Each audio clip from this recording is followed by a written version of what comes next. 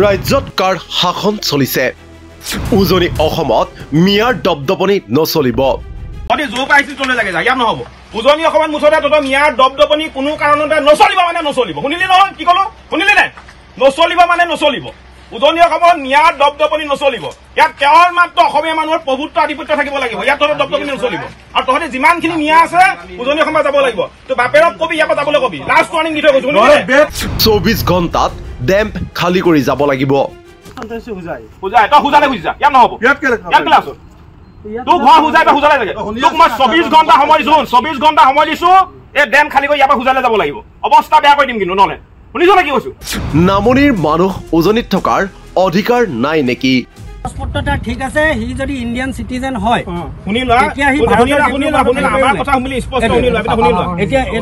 এতিয়া আধা কাই মুঠতে কথা হৈছে ই মানে তোমালকে ই অৰিজিনাল উজনি অসমৰ মানুহ নহয় ই নামনিৰ হয় ই নামনিৰ হয় কিন্তু নামনিৰ মানুহ এটা উজনিত থকাৰ অধিকাৰ নাই নেকি আছে নাই বুলি কোৱা নাই ৰাজ্যত বিভিন্ন প্ৰান্তত উচ্ছেদ অভিযান চলি থকাৰ সময়তে শিৱসাগৰৰ পৰা মিয়া তথা সন্দেহজনক লোকক খেদাৰ অভিযান আৰম্ভ হৈছে জাতীয় সংগ্ৰামী সেনা নামৰ এই সংগঠনৰ উদ্যোগত চলিছে অভিযান দেওবাৰৰ পুৱাৰ পৰা জিলাখনৰ ৩৭ নং ৰাষ্ট্ৰীয় ঘাইপথৰ কাষৰ কেইবাটাও ডেম্পত সন্দেহজনক লোকক বিচাৰি অভিযান চলাই সংগঠনটোৰ নেতাকৰ্মীয়ে 2 আগষ্টৰ ভিতৰত মিয়া তথা সন্দেহজনক লোকক উজনি অসম এৰিবলৈ সময়সীমা বান্ধি দিছিল সংগঠনটোৱে তাৰ পাছত চাওক দেওবাৰৰ এই দৃশ্য জাতীয় সংগ্ৰামী সেনাৰ নেতাৰ ধমক উজনি অসমত নচলিব মিয়াৰ দপদপনি যদি জোৰ পাইছিল চলে লাগে ইয়াত নহব উজনি অসমত মুঠতে তত মিয়াৰ দপদপনি কোনো কাৰণতে নচলিব মানে নচলিব শুনিলি নহয় কি কলো শুনিলি নাই নচলিব মানে নচলিব উজনি অসমত মিয়াৰ দপদপনি নচলিব ইয়াত কেৱল মাত্ৰ অসমীয়া মানুহৰ প্ৰভুত্ব আধিপত্য থাকিব লাগিব ইয়াত তত দপদপনি নচলিব আৰু তহঁতে যিমানখিনি মিয়া আছে উজনি অসমত যাব লাগিব তো বাপেৰক কবি ইয়াৰ পৰা যাবলৈ কবি লাষ্ট ৱাৰ্নিং দি থৈ গৈছো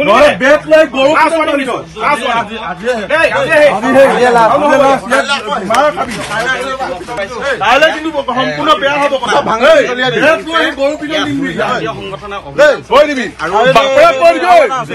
এইবাৰ চাওক এই দৃশ্য 24 ঘণ্টাৰ ভিতৰত এগৰাকী লোকক ডেম খালী কৰি শিৱসাগৰ ত্যাগ কৰিবলৈ নিৰ্দেশ জাতীয় সংগ্ৰামী সেনাৰ নেতাৰ অন্যথা কি ব্যৱস্থা ল'ব সেই কথাও কৈছে জাতিৰ উদ্ধাৰত নমা এইসকল নেতাই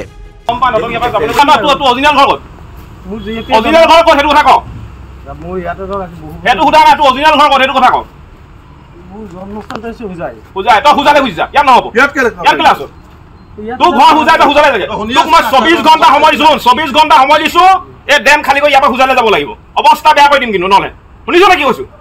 কাম খুলি উলিয়াই পেলাই মোৰ ক শুনিছ নাই 24 ঘণ্টা সময় দিছো 24 ঘণ্টাৰ ভিতৰত শিৱসাগৰৰ পৰা বুজালে যাব লাগিব ইয়াত নহব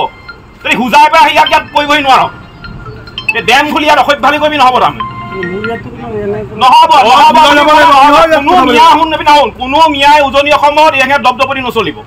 উজনি অসমত একো কৰিব নোৱাৰ তহঁতে ঘৰ বুজাই বুজালে বুজিছা শুনিলে কি কলো কাইলে ভিতৰত কিন্তু দেখিব নালাগিব ইয়াত থাকিবি বস্তু খালী কৰি ইয়াত বুজাই যা ইয়াত নহব ৱাৰ্নিং দিলো লাষ্ট ৱাৰ্নিং দিছো আকৌ পিছত কিন্তু বেয়া নাপাবি আকৌ অৱস্থা বেয়া কৰি দিম সঁচা কথা কৈছো হয় উজনি অসমৰ পৰা প্ৰত্যাগমন কৰ নহলে কিন্তু পিটন খাবলৈ সাজু এটা এনেদৰে ডেম্পত থকা মিয়া তথা সন্দেহজনক লোকক বিচাৰি চলোৱা অভিযানৰ সময়ত জাতীয় সংগ্ৰামী সেনাৰ নেতা সদস্যৰে ঘৰ ভাড়া দিয়া স্থানীয় মুছলমান লোকৰ বাক বিতণ্ডাও হয় স্থানীয় মুছলমান লোকগৰাকীৰ যুক্তি ব্যক্তিজনৰ কাগজ পত্ৰ সকলো ঠিক আছে আৰু তেওঁ ভাৰতীয় নাগৰিক তাৰ পাছতো নামনিৰ মানুহৰ উজনিত থকাৰ অধিকাৰ নাই নেকি কাগজপত্ৰ ঠিক কৰি আনিব কথা এইটোৱে দেই ধৰি লৈছো কাগজপত্ৰ তাৰ যদি ঠিক আছে বস্তুটো সবে শুনিলা যদি কাগজপত্ৰ ঠিক আছে আমাৰ ক'বলগীয়া একো নাই কিন্তু আমাৰ কথা স্পষ্ট যিবিলাক সন্দেহযুক্ত নাগৰিক আছে উজনি অসম যাব লাগিব নহয় হেৰখে যদি কাগজপত্ৰটা ঠিক আছে হি যদি ইন্ডিয়ান সিটিজেন হয় শুনিলা এতিয়া হি শুনিলা আমাৰ কথা শুনিলে স্পষ্ট শুনিলা এটা শুনিলা এতিয়া এতিয়া আধা কাই মুঠতে কথা হৈছে ই মানে তোমালকে ই অৰিজিনাল উজনি অসমৰ মানুহ নহয় ই নামনিৰ হয় কথা এইটোৱে ই নামনিৰ হয় কিন্তু নামনিৰ মানুহ এটা উজনিত থকাৰ অধিকাৰ নাই নেকি আছে নাই বুলি কোৱা নাই কিন্তু এই বাক বিতণ্ডাতে আৰু এগৰাকী স্থানীয় মুছলমান লোকে সন্দেহজনক লোক যদি থাকে প্ৰশাসনে ব্যৱস্থা ল'ব বুলিও প্ৰকাশ কৰে কিন্তু এইবোৰ কথা শুনিও গুৰুত্ব নাই জাতীয় সংগ্ৰামী সেনাৰ নেতৃত্বৰ তেওঁলোকৰ যুক্তি মিয়াৰ কাৰণে উজনি অসমত প্ৰবৰাত বৃদ্ধি পাইছে সেয়ে মিয়াই উজনি অসম ত্যাগ কৰিব লাগে মিয়াৰ কাৰণে উজনি অসমত অপৰাধ বৃদ্ধি হৈছে গতিকে মিয়া উজনি অসমত যাব লাগিব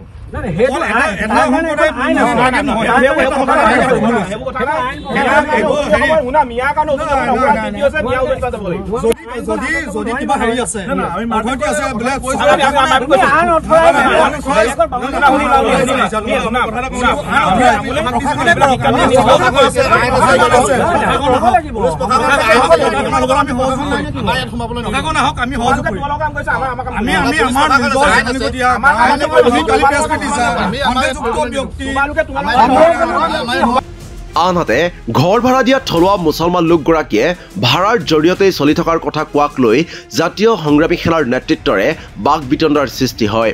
চাওক সেই দৃশ্য আপোনালোকে যদি ঘৰে ঘৰে আহি ভাড়া ঘৰটো যিটো মানুহৰ এটা সংস্থাপন সিটো চাওঁচোন মানুহৰ যিটো এটা সংস্থাপন মোৰ এতিয়া ঘৰত 5টা ঘৰ ভাড়া ঘৰ আছে মোৰ ঘৰত পাছফালে 5টা ভাড়া ঘৰ আছে তাত মই 5জন নগাঁৱৰ মানুহ মই ভাড়া দি থৈছোঁ সেইটো মোৰ সংস্থাপন তাতে মই এটা মানে মাহিলী তুমি বেলেগ ভাড়া দি আমাক ক'বলগীয়া নাই বেলেগ মানুহ আপুনি দিব নোৱাৰিব নি মিয়া কিতাপত আপুনি বেলেগ মানুহ আমাৰ লোকেল মানুহ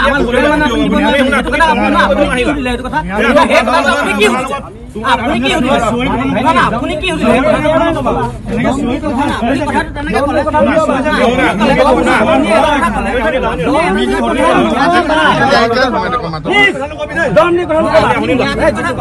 ইফালে মিয়াখেদা অভিযানৰ নেতৃত্ব দিয়া জাতীয় সংগ্ৰামী সেনাৰ সভাপতি চিতু বৰুৱাৰ মতে অসমত খিলঞ্জীয়া মানুহৰহে আধিপত্য থাকিব মিয়াৰ দপদপনি নচলিব না আমাৰ কথাবিলাক স্পষ্ট এই মাতৃভূমিত কেৱল মাত্ৰ খিলঞ্জীয়া মানুহৰ প্ৰভুত্বৰ আধিপত্য থাকিব লাগিব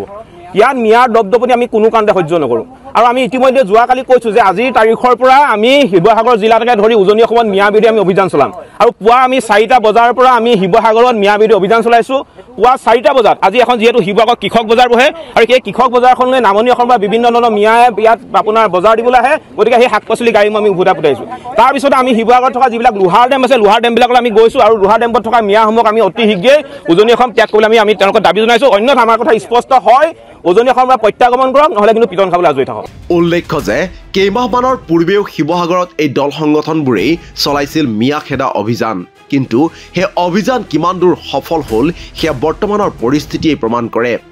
তাৰ পাছত এতিয়া চৰকাৰৰ উচ্ছেদ অভিযানৰ আলম লৈ শিৱসাগৰত পুনৰ আৰম্ভ হৈছে মিয়াখেদা অভিযান য'ত অতি ৰহস্যজনকভাৱে মৌন হৈ আছে চৰকাৰ আৰু প্ৰশাসন সেই প্ৰশ্ন হয় ডক্টৰ হিমন্ত বিশ্ব শৰ্মাৰ শাসনকালত সমান্তৰালভাৱে কাৰ শাসন চলিছে নিউজ ডেস্ক ৰিপোৰ্ট দি ক্ৰছ কাৰেণ্ট